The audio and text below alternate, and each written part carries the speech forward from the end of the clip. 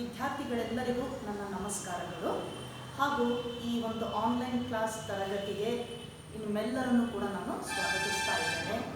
So today we have studied or we will discuss about the first chapter of first unit, that is diversity in the living world. ಮೊದಲನೇ ಯೂನಿಟಿನ ಮೊದಲನೇ ಅಧ್ಯಾಯವನ್ನು ನಾವು ಇವತ್ತು ಮುಂದುವರೆದ ಭಾಗವನ್ನು discuss ಮಾಡ್ತಾ ಇದ್ದೇವೆ.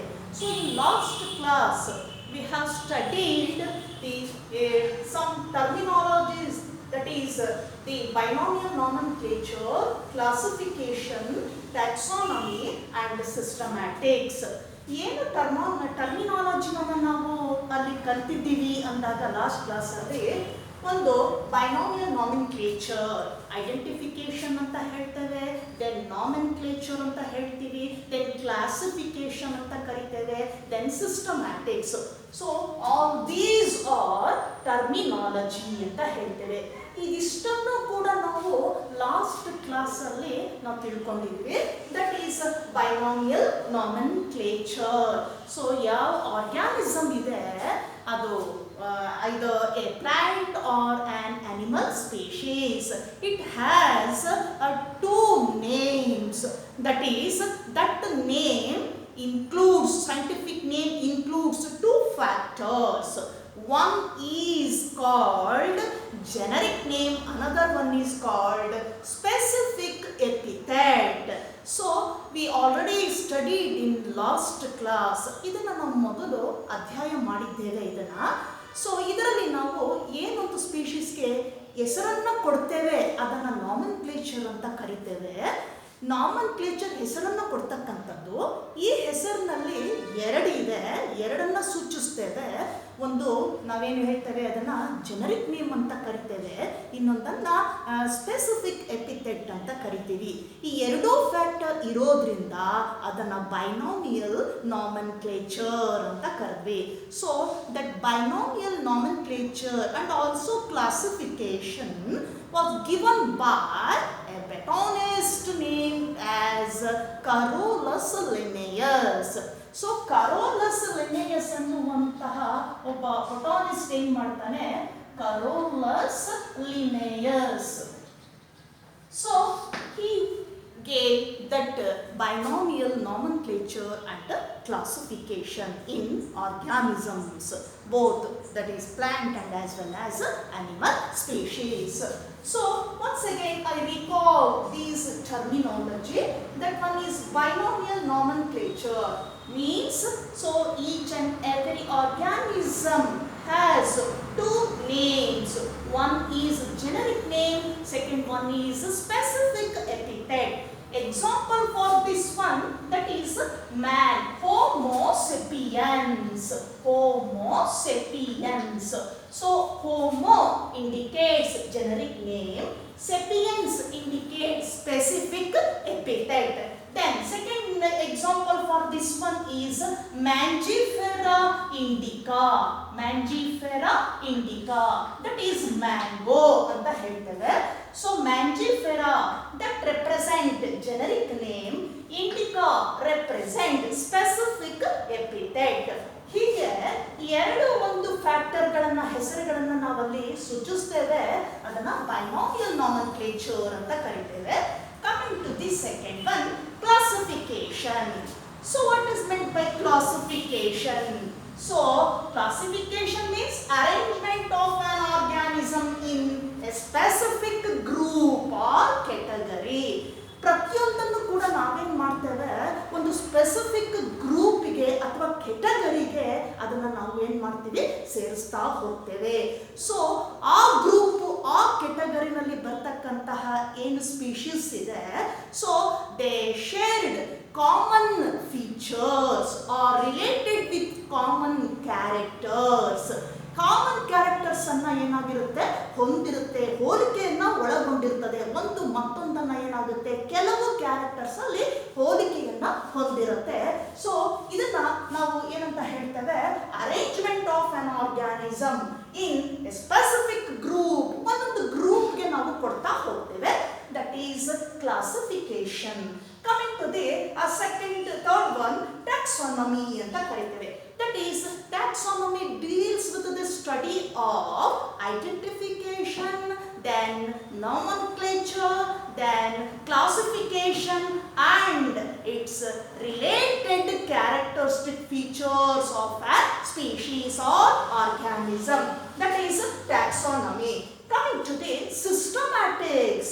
So systematics andre ಏನು ಅಂದಾಗ study of an organism in respect of identification, nomenclature, classification and related characters. ಇದನ್ನ ನಾವೇನಂತ ಕರಿತೇವೆ ಸಿಸ್ಟಮ್ಯಾಟಿಕ್ಸ್ ಅಂತ ಹೇಳ್ಬಿಟ್ಟು ಕರಿತೇವೆ. So all these terminology so we already studied in last class. Today we will discuss about the taxonomic categories. ಏನು ಹಾಗಂದ್ರೆ taxonomic categories ಅಂದ್ರೆ ಏನು? So each group of animals, individual organisms placed into different categories or levels. So category otherwise called as ಇನ್ನೊಂದು ರೀತಿಯಲ್ಲಿ ನಾವು ಏನು ಹೇಳ್ತೀವಿ ಅದು ಅಂತಂದ್ರೆ taxon ಅಂತ ಕರೀತೇವೆ. So each category nothing but taxon singular, taxa plural. So the systematic arrangement of categories, that is taxa, so together constitute as taxonomic categories. ಅದನ್ನ ಕ್ರಮಬದ್ಧವಾಗಿ ನಾವು ಏನು ಜೋಡಿಸಿದ್ದೇವೆ ಆಯಾ ಪೊಸಿಷನ್ ಅಲ್ಲಿ ಆ ಒಂದು ಅರೇಂಜ್ಮೆಂಟ್ ಅನ್ನ ನಾವೇನಂತ ಸ್ಟಡಿ ಮಾಡ್ತೇವೆ taxonomic categories. So in taxonomic arrangement of categories each group that is nothing but a taxon or category, so placed into a different or specific level of that manner or arrangement. ಒಂದೊಂದು ಕೆಟಗರಿನೂ ಏನು ಮಾಡ್ತೇವೆ ನಾವು correct ಆಯಾ ಒಂದು ಪ್ಲೇಸಿಗೆ ಪೊಸಿಷನ್ಗೆ that based on their common or related characters ಹೊಂದಾಣಿಕೆ ಹೋಲಿಕೆಗೆ ಅನುಗುಣವಾಗಿ ಅದನ್ನ ಏನು ಮಾಡ್ತೇವೆ ಒಂದು ಲೆವೆಲ್ ಪೊಸಿಷನ್ ಅಲ್ಲಿ ನಾವು ಅದನ್ನ ಏನು ಮಾಡಿದ್ದೀವಿ ಅದನ್ನ ಜೋಡಿಸ್ತಾ ಬಂದಿದ್ದೇವೆ. So each level otherwise called as rank. ಏನಂತ ಹೇಳೋಣ ಅದನ್ನ ನಾವು ರ್ಯಾಂಕ್ ಅಂತ ಹೇಳ್ತೇವೆ. So that position or level is also called rank. So every category or taxon placed into a different ranks in a systematic arrangement. So what we will call all categories arranged systematically. So together we constitute as ಏನಂತ ಕರೆಯೋಣ ಅದನ್ನ ಅಂದ್ರೆ taxonomic hierarchy ಅಂತ ಕರಿತೇವೆ. So in Kannada ನಾವೇನು ಹೇಳ್ತೀವಿ ಏಣಿ ಶ್ರೇಣಿ ಪದ್ಧತಿ ಅಂತ ಕರಿತೇವೆ. ಅಂದ್ರೆ ಅವುಗಳ ಒಂದು ಕ್ಯಾರೆಕ್ಟರಿಸ್ಟಿಕ್ ಫೀಚರ್ಸ್ ಇದೆ, ಅದು ಯಾವ್ಯಾವ ಒಂದು ಸ್ಪೀಶೀಸ್ ಜೊತೆಗೆ ಹೊಂದಾಣಿಕೆ ಆಗತ್ತೆ ಅಂತ ಸಿಮಿಲಾರಿಟೀಸ್ ಇರ್ತಕ್ಕಂತಹ ಗ್ರೂಪ್ ಅನ್ನ ಏನ್ ಮಾಡಿದೀವಿ ಆರ್ಡರ್ ವೈಸ್ ಆಗಿ ನಾವೇ ಸಿಸ್ಟಮ್ಯಾಟಿಕ್ ಆಗಿ ಅದನ್ನ ನಾವು ಒಂದು ಪೊಸಿಷನ್ ಲೆವೆಲ್ ಅನ್ನು ಕೊಟ್ಬಿಟ್ಟು ಅದನ್ನ ಜೋಡಿಸ್ತಾ ಬರ್ತೇವೆ. ಆ ಒಂದು ಮ್ಯಾನರ್ ಇದೆಯಲ್ಲ, ದಟ್ ಟೈಪ್ ಆಫ್ ಅರೇಂಜ್ಮೆಂಟ್ ಇದೆಯಲ್ಲ, ಅದನ್ನ ನಾವು ಟ್ಯಾಕ್ಸಾನಮಿಕ್ ಕ್ಯಾಟಗರೀಸ್ ಅಂತ ಕರಿತೇವೆ. ಸೊ ಆ ಅರೇಂಜ್ಮೆಂಟ್ ಅಲ್ಲಿ so we can see all the categories or groups so or taxon. So together we call it as ಏನಂತ ಹೇಳ್ಬೋದಪ್ಪ ಅಂತಂದ್ರೆ ಟ್ಯಾಕ್ಸಾನಮಿಕ್ ಹೈರಾರ್ಚಿ, ಏಣಿ ಶ್ರೇಣಿ ಪದ್ಧತಿ ಅಂತ ಕರಿತೇವೆ. Now, so in taxonomic hierarchy, so we have to study some categories, important categories. Those are, first one is kingdom, second one is phylum, third one is class, order, family, genus and species. So this arrangement, that is the in a ascending manner. ಹಾಗಂದ್ರೆ ಏನು ascending manner ಅಂತಂದ್ರೆ ಇದು important ಏನು ಟ್ಯಾಕ್ಸಾನಮಿಕ್ categories ಅನ್ನ arrangement ಏನಿದೆ ಈ ರೀತಿಯಾಗಿರ್ತಕ್ಕಂಥ important categories ಅನ್ನ ನಾವು ಸ್ಟಡಿ ಮಾಡ್ತೇವೆ. ಹೇಗಿದೆ ಅರೇಂಜ್ಮೆಂಟ್ ಇದು? So this is in ascending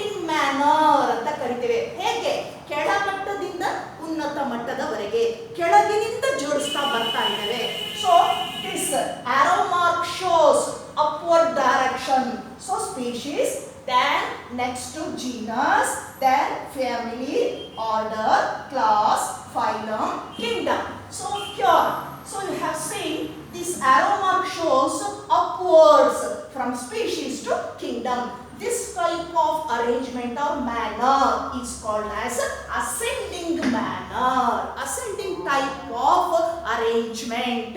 So let us know how we write this manner or this statement in a descending order.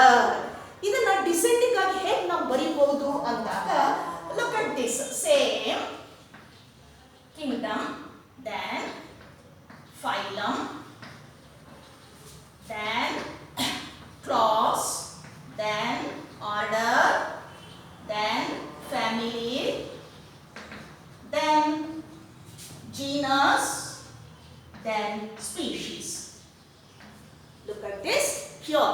The categories are same position in these two arrangements. But look at this here. The arrow mark shows downwards from kingdom to phylum, phylum to class, class to order, order to family, family to genus, genus to species. This is descending manner or arrangement of categories. So such descending arrangement so also called taxonomic hierarchy. ಇದಕ್ಕೊಂದು ಒಳ್ಳೆ ಉದಾಹರಣೆಯನ್ನು ನಾವು ಕೊಡಬಹುದು.